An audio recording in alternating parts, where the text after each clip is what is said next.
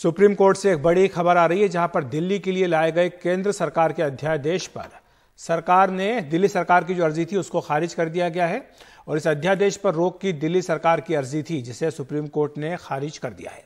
इस अध्यादेश पर 3 जजों की पीठ ने 2 सवाल भी तैयार किए हैं, जिन सवालों की अब 5 जजों की संविधान पीठ सुनवाई करेगी और अपना फैसला सुनाएगी। हमारे सहयोगी आशीष भार्गव हमारे साथ जुड़ रहे हैं इस खबर पर अधिक बातचीत करने के लिए। आशीष, जो दलील दी है सुप्रीम कोर्ट ने खारिज करते समय वो क्या है, और जो 2 सवाल तैयार किए हैं संविधान पीठ के लिए वो क्या सवाल हैं?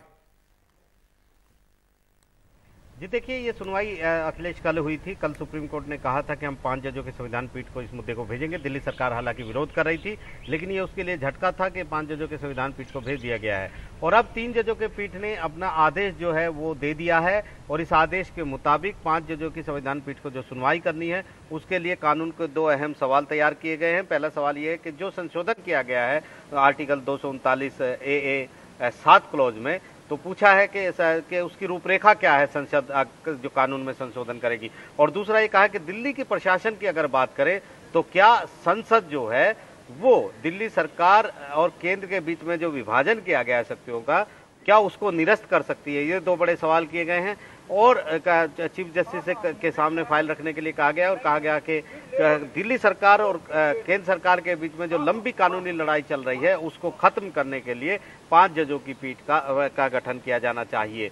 साथ ही साथ दिल्ली सरकार की जो अर्जी थी कि अंतरिम रोक इस अध्यादेश पर लगाई जाए जब तक कि सुप्रीम कोर्ट सुनवाई न कर ले, उसे खारिज कर दिया है। रीजन नहीं दिए लेकिन उसे खारिज कर दिया है, क्योंकि कल ही सुप्रीम कोर्ट ने साफ कहा था कि वो 5 जजों की पीठ को भेजेगा। अंतरिम रोक के मामले पर कोई फैसला नहीं दिया था। तो ये कानूनी लड़ाई लंबी हो गई है, क्योंकि सुप्रीम कोर्ट ने कहा है कि 2 अगस्त से जो 370 पर सुनवाई होगी पहले वो करेगा, उसके बाद इस मुद्दे पर जाएगा। तो निश्चित तौर पर एक बड़ा फैसला है। कानून के सवाल तैयार हो चुके हैं।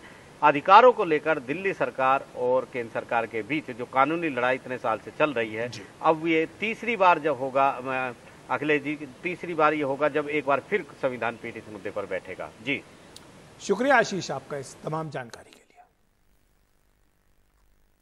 और बात करते हैं वाराणसी की, जहां पर अब पूरे ज्ञानवापी परिसर का आर्कियोलॉजिकल सर्वे ऑफ इंडिया की ओर से सर्वे कराया जाएगा।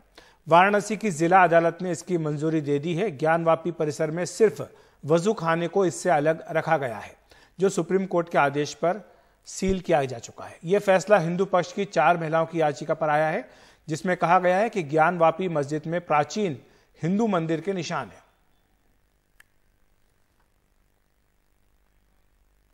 जिला जज का प्रार्थना पत्र जो एसआई के लिए दिया गया था वो लागू हो गया है, और सर्वे के लिए उन्होंने 4 अगस्त के लिए रिपोर्ट लगा दिया है कि जो एसआई वाले हैं अपना रिपोर्ट देंगे। और एक चीज को क्लियर किया है कि गुंबज के नीचे और पश्चिमी दीवार के, और एक चीजों को उन्होंने स्पष्ट किया है कि उसके बाद रिपोर्ट देंगे। जो हमारी मांग थी स्वीकार कर लिया गया है। इससे कितना फैसला दूरगामी होगा? अरे बहुत अच्छा फैसला होगा। साक्ष्य सारी चीजें स्पष्ट हो जाएंगी और प्रार्थना पत्र लागू हो गया है।